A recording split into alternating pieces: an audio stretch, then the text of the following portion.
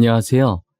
저는 젊은 나이에 암에 걸렸지만 희망을 잃지 않고 열심히 살아가고 있는 여자입니다.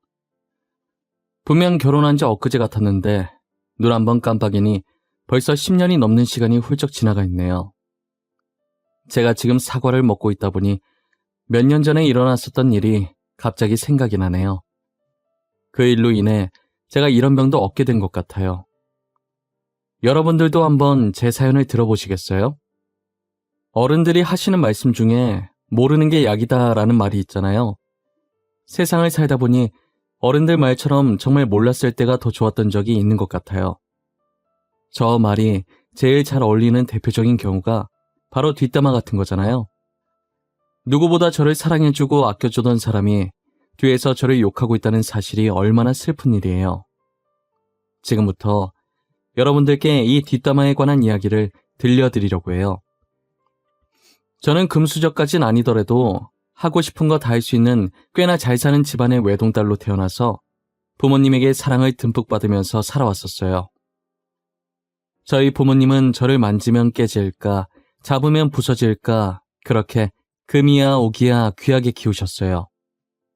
이렇게 부모에게 사랑을 듬뿍 받아야 훗날 결혼해서 남편에게 사랑을 많이 받을 수 있다고 하시면서요.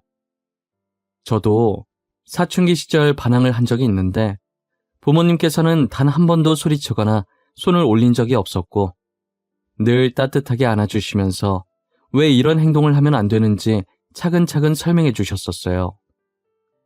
그래서 제 사춘기는 태풍처럼 정말 짧게 휘몰아치다가 끝난 것 같아요. 항상 이런 부모님의 모습을 보면서 부모님같이 다정한 남자를 만나 결혼하고 싶다는 생각이 들었어요.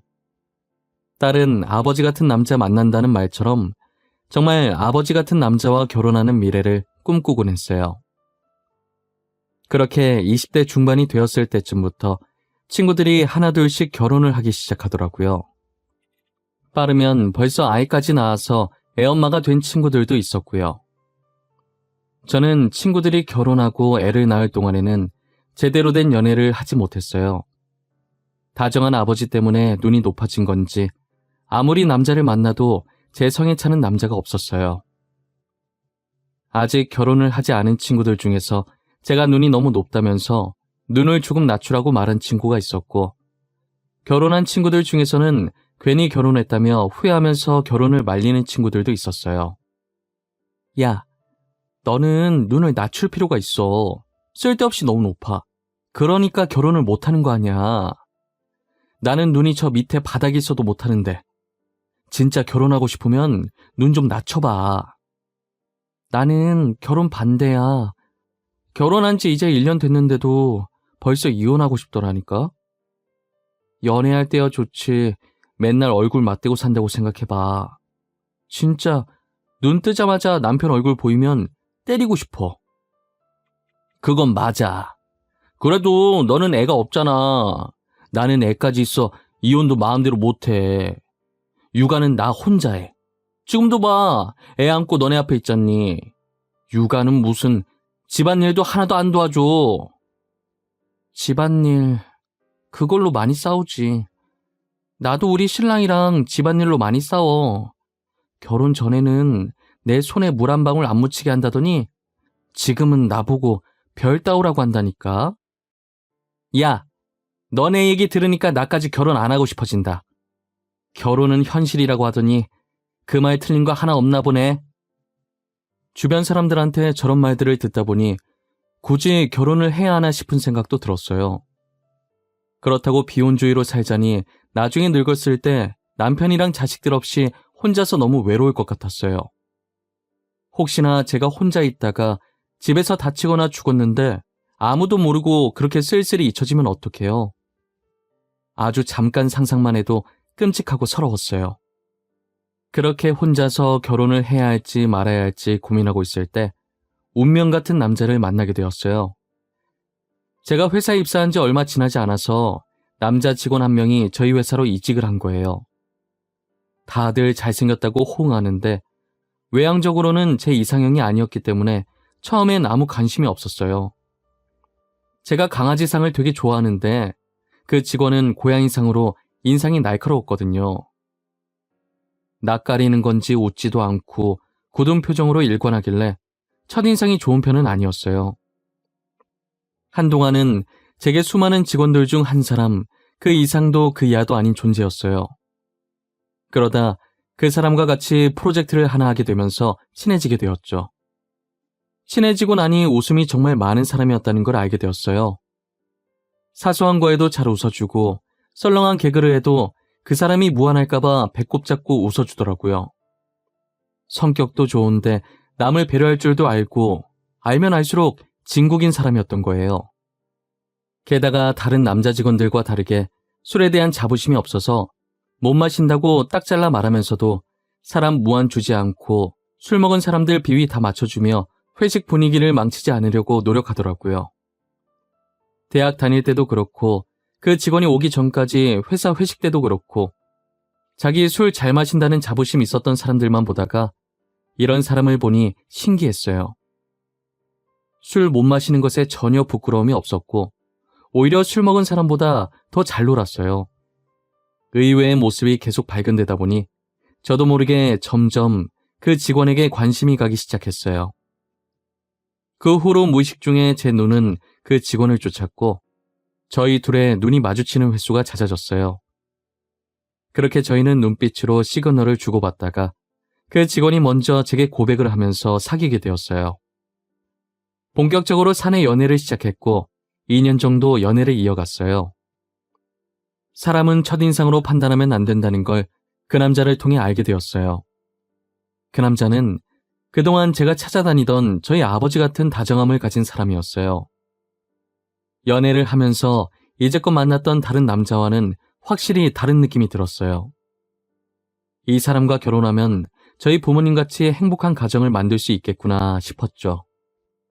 그리고 어느 날 제게 반짝거리는 보석이 박힌 반지를 주며 프로포즈를 하는 거예요. 있잖아, 나 사실 너가 내 첫 여자친구야. 믿기지 않겠지만 진짜야. 우리 같은 고등학교 다녔던 거 모르지? 내가 너네 학교 선배였어. 그때부터 널 알았고. 어? 오빠 나랑 같은 고등학교 나왔다고? 왜 지금까지 말 안 했어? 아니, 어떻게 이런 우연이 있지? 너무 신기해. 지금 회사 왔을 때 솔직히 너 있는 거 보고 놀랐잖아. 그래서 내가 얼마나 굳어 있었는데.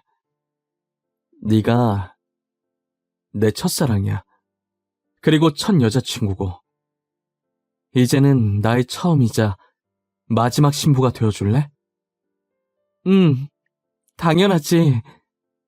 오빠도 나의 처음이자 마지막 신랑이 되어줘. 그리고 내 앞에 나타나줘서 고마워. 우리 진짜 잘 살자. 이 남자와의 첫 만남은 회사가 아니라 고등학교 다닐 때부터였어요. 고등학교 다니면서 저를 처음 보고 그때부터 저를 잊지 않아줬다는 게 너무 감동이었어요. 저는 이 남자에게 내 평생을 맡겨도 되겠다는 생각이 강하게 들었어요. 제가 어떤 길을 걷게 되든 이 남자와 함께 걸으면 꽃길이 되겠구나 싶었습니다. 프로포즈를 받은 후 저희 나이가 결혼 적령기에 접어들면서 빠르게 일을 진행하게 되었어요. 제일 먼저 과일 바구니 하나씩 들고 양가 부모님께 결혼 허락을 받으러 다녔죠. 그 뒤로 상견례를 하고 신혼집과 혼수를 양쪽 집안에서 각각 맡아서 하기로 하고 결혼식 때 드는 비용들은 저희가 모은 돈으로 하기로 일을 진행해 나갔어요. 결혼 준비하면서 많이 싸우는 커플들을 봤는데 저희는 그런 게 전혀 없었어요. 사소한 것 하나까지도 서로 의논하고 둘 의견에 중앙점을 맞추려고 노력했어요. 결혼식의 주인공은 신부라며 배려심 깊은 남편 덕분에 거의 제 의견에 맞추긴 했지만요. 결혼 후에도 남편은 연애할 때와 변함없이 배려심이 깊었어요. 남편만큼이나 저희 시부모님도 되게 성격이 좋으신 분들이었어요.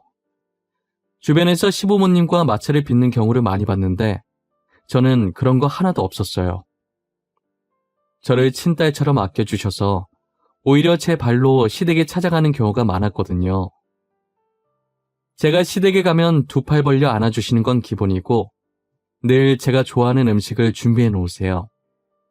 집에 갈 때도 빈손으로 가는 거 아니라며 양손 가득 바리바리 싸주시고요. 제 얘기를 들은 주변 친구들은 결혼 정말 잘했다고, 남편도 다정한데 어떻게 시부모까지 다정하시냐고 부럽다면서 자기 남편과 시댁을 비교하기 바빴어요. 저도 친구들 반응에 괜히 우쭐거려지면서 결혼을 잘했다는 생각을 했어요. 저는 시어머니께서 정말 좋으신 분이라 같이 팔짱 끼고 쇼핑을 다닐 정도로 친해요. 지나가는 사람들이 시어머니와 며느리가 아니라 엄마와 딸 같다며 사이 좋아서 좋겠다고 부러워하셨죠. 어디 나갔다 오시면 꼭 무언가를 하나씩 사들고 와서 제 생각나서 샀다면서 선물로 주세요. 저는 시어머니께서 그럴 때마다 굳이 안 사오셔도 된다고 말씀드렸어요. 아유, 우리 어머님 또 이런 거 사오셨네. 안 사오셔도 된다니까. 매번 죄송하게 왜 이런 걸 사오고 그러세요? 다음부터는 그냥 빈손으로 오세요. 내가 좋아서 사는 거야. 우리 며느리 너무 이뻐서. 시애미 마음인데 안 받아줄 거야? 안 받아주면 서운할 것 같은데. 저 진짜 이번에 마지막으로 받는 거예요. 다음부턴 절대 사오지 마세요. 그 돈으로 어머님이 좋아하시는 거 사세요. 저는 진짜 괜찮아요. 알겠죠? 알겠어. 다음부터는 안 사올게. 근데 이건 너가 입으면 정말 잘 어울릴 것 같더라고. 보자마자 네 거다 싶은데 어떻게 안 사? 누가 살까봐 냉큼 내가 사왔지. 하여튼 못 말려요. 어머님처럼 며느리 잘 챙기는 시어머니는 없을 거예요. 저 정말 전생에 나라를 구했나 봐요. 어머님 같은 분을 만나고 말이에요. 어머, 얘 말 이쁘게 하는 거 봐. 너 일부러 나 기분 좋게 하려고 그러는 거지? 그런 거면 성공이네. 아, 맞다. 너 집 가기 전에 저 통 들고 가. 내가 너 좋아하는 간장게장 만들어놨어. 이렇게 제가 시댁만 갔다 하면 시어머니께서는 저를 빈손으로 보내는 일이 없으셨어요. 하나밖에 없는 며느리 뭐라도 하나 더 줄 것 없나 찾기 바쁘신 분이셨어요. 저는 그런 시어머니를 저희 어머니만큼이나 아끼고 좋아했었어요. 하지만 한없이 다정하고 며느리를 챙기던 시어머니에게도 감춰진 얼굴이 있더라고요. 시어머니께서 평소 사과를 잘 드시는데 꿀사과를 팔길래 사들고 시댁에 찾았어요. 집에 아무도 없었는데 조금 있으면 시어머니께서 들어오실 것 같길래 주방에서 사과를 깎고 있었어요. 제 예상대로 시어머니께서는 얼마 지나지 않아서 집에 들어오셨고 제가 주방에서 오셨냐고 말했지만 전화를 받으면서 들어오셔서 제 말을 듣지 못하신 듯 하셨어요. 거실 소파에 앉아서 계속 통화를 하시길래 깎은 사과를 들고 거실 쪽으로 향했어요. 그런데 시어머니께서 친구분과 통화하시는 내용이 심상치 않더라고요. 친구분의 말이 끝나고 시어머니께서 말을 하시는데 저는 듣고 거실로 가던 발을 멈췄어요. 니네 며느리는 그래도 양반이야. 솔직한 게 얼마나 좋아. 우리 며느리는 에휴, 나한테 잘 보이려고 얼마나 알랑방귀를 끼는지 말도 마. 그래도 전에 봤을 때 애교가 되게 많아 보이던데. 우리 며느리처럼 따박따박 말대꾸하는 것보단 애교 많은 게 천배 낫지. 다 시애미한테 잘 보이려고 연기하는 거지. 가식적인 기집애야. 내가 요즘 며느리 무섭다고 해서 얼마나 눈치 보는 줄 아니? 맞아. 진짜 옛날이랑은 비교도 못하지. 우리 때는 누가 시애미한테 대들어 말 대답하는 순간 바로 뺨 날라가지. 그래도 돈 잘 버니 용돈은 두둑이 주더라. 가방도 하나 사주고. 며느리한테 가방을 받았어? 나는 며느리한테 해다 바치기 바쁜데 너는 복 받았네. 아니, 내가 사주면 돌아오는 게 있어야 하는데 용돈 말곤 주는 게 없어. 이게 말이 되니? 저는 시어머니 말을 듣다가 제 욕인 걸 알고 충격받아서 들고 있던 접시를 떨어뜨렸어요. 접시 떨어지는 소리에 시어머니는 깜짝 놀라서 소리 들리는 쪽으로 고개를 돌리더니 저를 발견하고 귀신이라도 본 사람처럼 소리를 지르더니 통화를 종료하더라고요. 방금 뭐였냐고 당장이라도 따지고 들고 싶었지만 이 상황이 너무 황당해서 말도 안 나왔어요. 시어머니도 황당해서 아무 말도 못하고 있길래 주방에 들어와 가방을 챙겨서 그대로 나와버렸어요. 저는 집에 가서 남편에게 시댁에 있었던 일을 말해줬지만 남편은 믿지를 못했어요. 그럴 만도 한 게 그동안 시어머니와 제 사이가 너무 친해 보였거든요. 그렇게 저를 챙기던 시어머니가 갑자기 제 뒷담을 했다고 하는데 어떻게 믿을 수 있겠어요? 직접 들은 당사자인 저도 믿고 싶지 않은데 말이죠. 남편은 시어머니께 전화해서 진짜 그랬냐고 따지고 들었고 시어머니는 곳에 일렀냐며 소리쳤어요. 시어머니께 확인 사살 당하니 남편도 저 못지않게 황당해 하더라고요. 남편은 도대체 시어머니가 왜 저러는지 이해가 안 간다고 미안하다고 대신 사과를 했어요. 앞으로 시어머니를 어떻게 봐야 할지 모르겠다고 했더니 남편도 난감해 하더라고요. 시어머니께서는 이젠 들킨 김에 대놓고 저를 구박하기로 마음먹은 건지 가족들이 있든 말든 자기 할 말만 하기 시작했어요. 이제 너도 다 아니까 연기는 치워치우마. 전에 들었지? 다른 며느리들은 시애미한테 가방도 사주고 한다는데 너는 뭐하니? 아이고 유치해라. 당신은 나이가 몇 갠데 며느리한테 가방 타령이야. 다른 며느리는 무슨 가방을 사줬다던? 그 깎가방 내가 사줄게. 당신은 끼어들지 마세요. 내가 그동안 쟤한테 해준 게 얼만데. 그리고 용돈도 다른 집 며느리는 매달 100만 원씩 준다던데 우리는 겨우 30이 뭐니 30이. 우리가 돈을 안 버는 것도 아니고 아직 내가 돈 버는데 무슨 용돈 타령이야. 30만 원도 많구만. 별걸로 다 시비네 이 할망구는. 아가, 내가 미안하다. 바쁜 애 잡아놓고 이러고 있네. 시어머니는 저를 시댁으로 불러서 매번 이렇게 유치하게 선물 타령, 용돈 타령을 하셨어요. 그럴 때마다 시아버지께서 시어머니 말에 딴지를 걸며 저를 도와주셨고요. 한두 번이면 모르겠는데 정말 시도 때도 없이 시댁으로 호출시켜서 저러셨어요. 집에 가서 남편한테 말하면 한두 번은 시어머니한테 화내다가 이젠 신경도 안 쓰는 거예요. 자기가 나서서 고쳐질 거였으면 진작에 고쳐졌을 거라고 아예 포기한 거죠.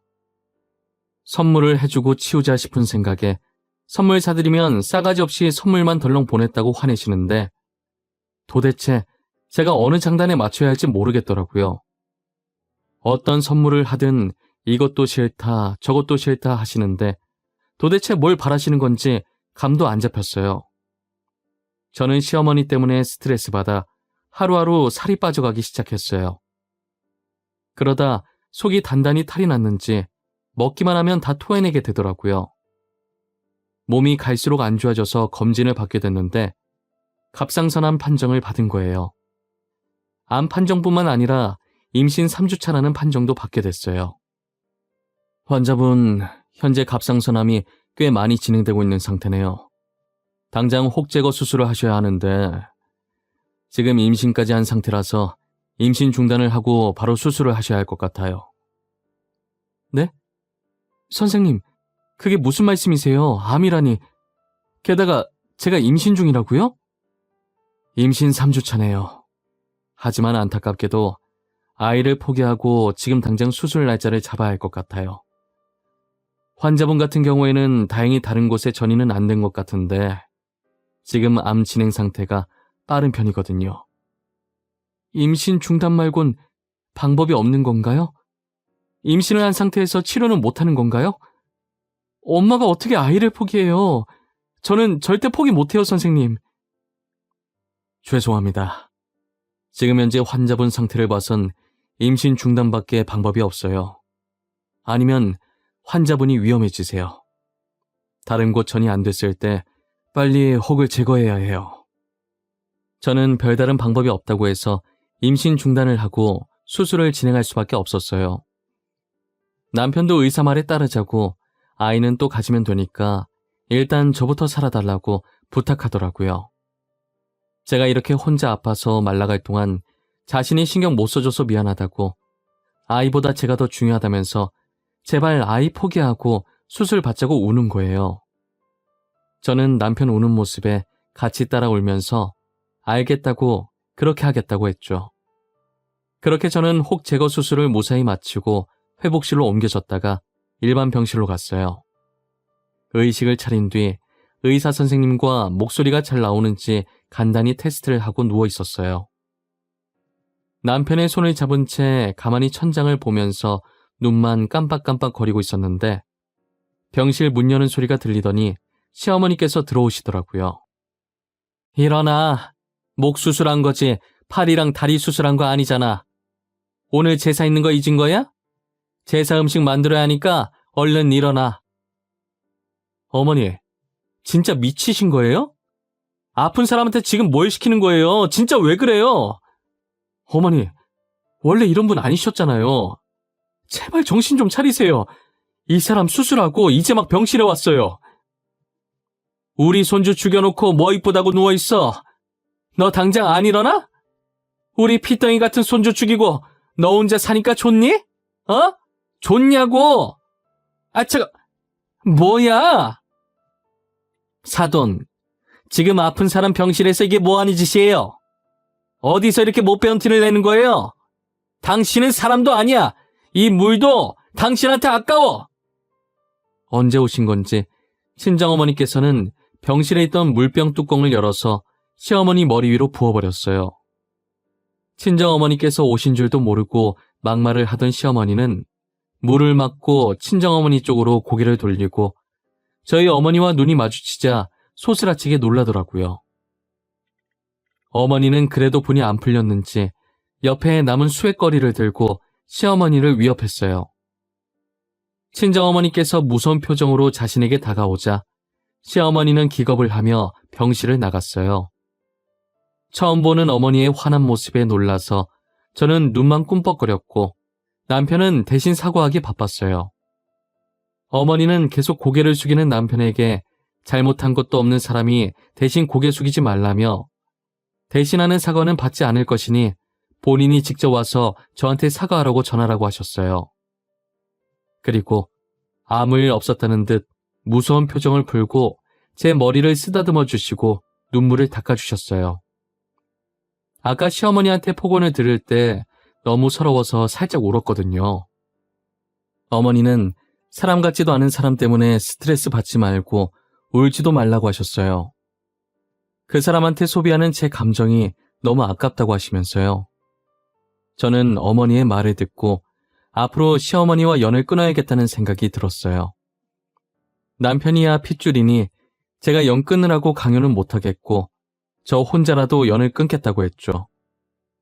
남편도 이번 일로 많이 느꼈는지 알겠다고 했고 그 뒤로 저는 시댁 근처도 가지 않았어요.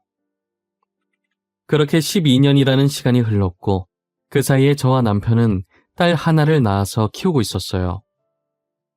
암에 걸린 뒤로는 회사도 그만둬서 제가 육아를 전담했지만 남편이 퇴근 후에나 주말에 아이를 봐줘서 저는 다른 엄마들과 다르게 나름대로 쉬는 시간이 존재했어요. 혹시나 또 제가 병이 재발할까 싶어서 늘 남편이 노심초사하거든요. 그래서 주말에라도 쉬라고 무조건 주말엔 자기가 아이를 보겠다고 나서요.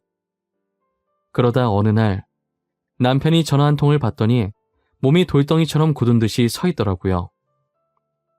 왜 그러냐고 물어보니 시아버지께서 치매에 걸리셨다는 거예요.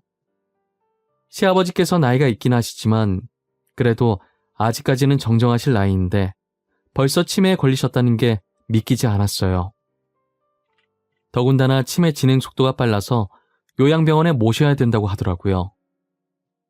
시아버지가 계신 요양원에 가고 싶었지만 시어머니와 마주칠 것 같은 생각에 많이 망설였었어요. 그래도 시어머니께서 난리칠 때마다 항상 중간에서 막아주셨던 분이 시아버지신데 안 가기도 못하고 해서 고민 많이 하다가 안 하고 나중에 후회하기 싫어서 요양원에 들리기로 했어요. 문을 여는 순간까지도 너무 떨려서 심호흡을 몇 번이나 했는지 몰라요. 떨리는 손으로 천천히 병실 문을 열었고 조심스럽게 안으로 들어갔어요.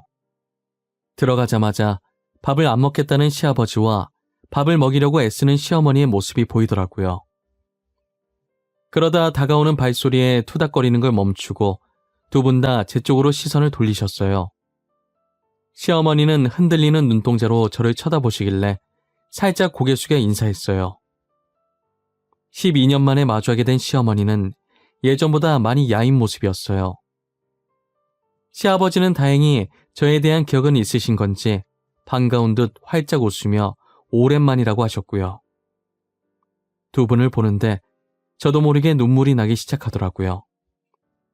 시아버지께서는 침대에서 내려와 제게 천천히 다가오시더니 울지 말라고 토닥거려 주시고 시어머니께서는 몸을 뒤로 돌려 조용히 저와 같이 눈물을 훔치셨어요.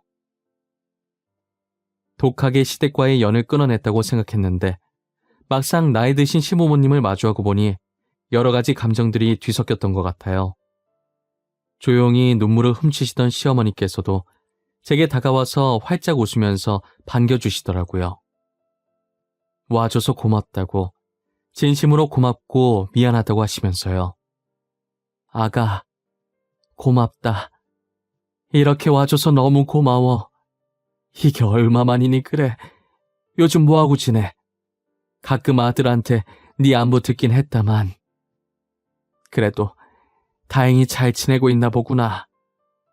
어머님, 오랜만에 이렇게 만나 뵙게 되네요. 좋은 일로 만나야 하는데 왜 이렇게 많이 야위셨어요? 밥은 잘 챙겨 드시고 계신 거예요? 잘 챙겨 먹고 있지. 챙겨 먹는데도 계속 살이 빠지더라고. 아가, 늦었지만 정말 미안했구나. 나 그동안 반성 많이 했어. 용서받지 못할 짓 한 거 잘 알아. 하지만 꼭 언젠가는 너에게 용서 빌고 싶었다. 저 솔직히 어머님께서 제가 한 말들 아직 머릿속에 그대로 남아있어요. 어제 들은 것처럼 생생하게 기억나요. 어머님의 말과 행동들, 저를 바라보는 시선까지. 내가 정말 죽을 죄를 지었어. 아픈 사람한테 그렇게 말하면 안 되는 것이었는데 나도 지금 생각해보면 그땐 왜 그렇게 못되게 굴었는지 정신이 나갔었던 것 같구나. 시어머니께서는 눈에 눈물을 가득 머금고 제게 사과하고 또 사과했어요. 사실 병원에 오면서까지도 시어머니를 용서해주고 싶은 마음이 눈꽃만큼도 없었어요. 그런데 막상 많이 야이고 목소리도 죽으신 시어머니를 보니 마음이 많이 안 좋더라고요. 무엇보다 진심으로 제게 사과하시는 모습을 차마 외면할 수가 없었어요. 저는 결국 과거는 이제 그만 잊어버리고 시어머니를 용서해주기로 했고 시어머니는 사과를 받아주겠다는 제 말에 그날 참 많이 우셨어요. 가끔 시아버지를 제게 맡기려고 용서를 구하신 건가 하는 나쁜 생각이 들긴 했어요. 하지만 시어머니께서는 제게 시아버지 병문안 오라는 얘기도 일절 하지 않으셨고 남편과 제가 일하느라 바쁘니 꿋꿋하게 혼자서 시아버지 병간호를 하셨어요. 지금은 시어머니께서 예전처럼 저를 친딸같이 잘 챙겨주세요. 평소에 질투라곤 눈 씻고 찾아봐도 없는 남편이 질투할 정도로 저만 이뻐하시고 챙겨주시죠. 뭐 하나라도 생기면 남편을 불러서 제게 가져다 주라고 하시는데 매번 심부름꾼으로 불려가는 남편이 투정을 부리면 사정없이 등짝을 때리셨어요. 어머니, 그냥 집사람 보고 오라고 하면 되잖아요. 퇴근해서 집 가는 길에 가져가면 되는데 내가 심부름꾼도 아니고 둘이 괜히 화해해서 엄한 나만 피곤해졌어요, 진짜. 예, 지훈이 애미는 일하느라 피곤할 것 아니야. 아픈 사람을 굳이 못하러 여기까지 오라고 해. 네 말대로 네가 퇴근해서 집 가는 길에 잠깐 들러서 가지고 가면 되는 거지. 어머니, 집사람 완치받아서 괜찮아요. 그리고 저는 가끔 둘이 연 끊고 지냈을 때가 훨씬 좋았던 것 같아요. 그냥 두 사람 한 번 더 싸워서 다시 연 끊으면 안 되나? 이놈의 자식이. 쓸데없는 소리 할 거면 그거나 들고 빨리 가. 졸지의 남편은 저희 심부름꾼이 되었고 저는 시어머니께 공주님 대접을 받으며 살고 있어요.